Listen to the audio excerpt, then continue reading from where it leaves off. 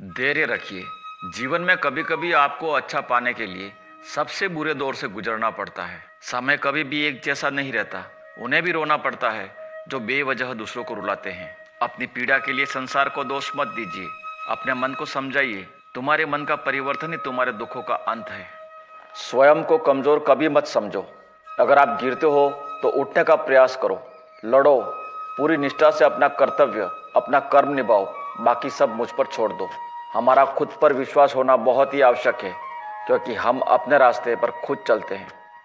मनुष्य को अपने कर्मों के संभावित परिणामों से प्राप्त होने वाली विजय या पराजय, लाभ या हानि, प्रसन्नता या दुख इत्यादि के बारे में सोचकर चिंता से ग्रसित नहीं होना चाहिए।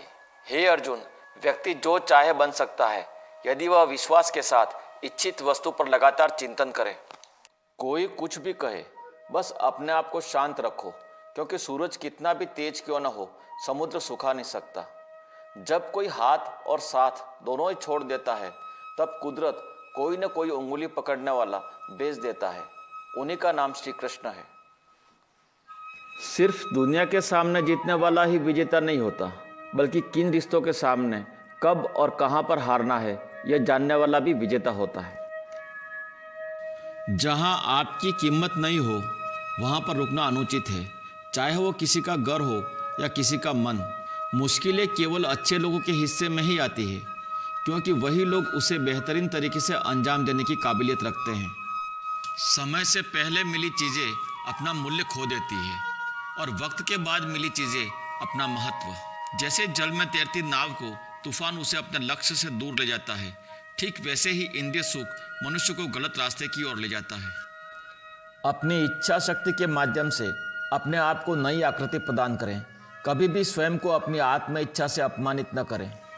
आपका विश्वास एक पर्वत को भी खिसका सकता है, लेकिन आपके मन का संदेह दूसरा पर्वत खड़ा कर सकता है। रोना बंद करो।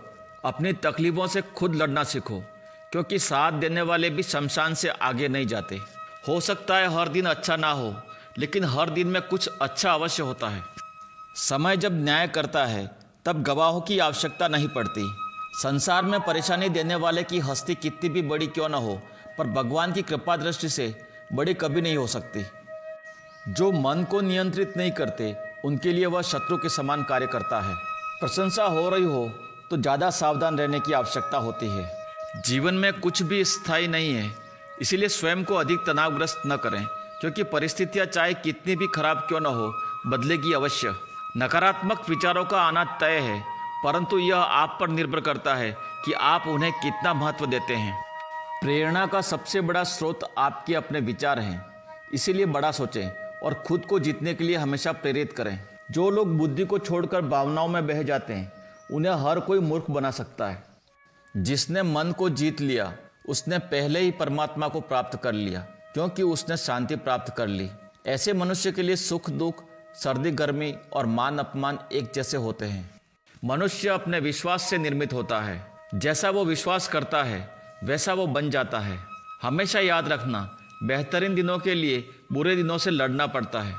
सबसे समझदार और स्थिर बुद्धि वाला व्यक्ति वही है जो सफलता मिलने पर अहंकार में नहीं आता और विफल होने पर गम में नहीं डूब जाता। आत्मा अपने पुराने शरीर को वैसे ही छोड़ देती है जैसे मनुष्य पुराने वस्त्रों को उतारकर नए वस्त्र धारण कर लेता है। सुंदरता आपकी दृष्टिकोण में होती है। किसी को कीचड़ में खिला कमल भी लुभाता है और किसी को चांद में भी दाग नजर आता है।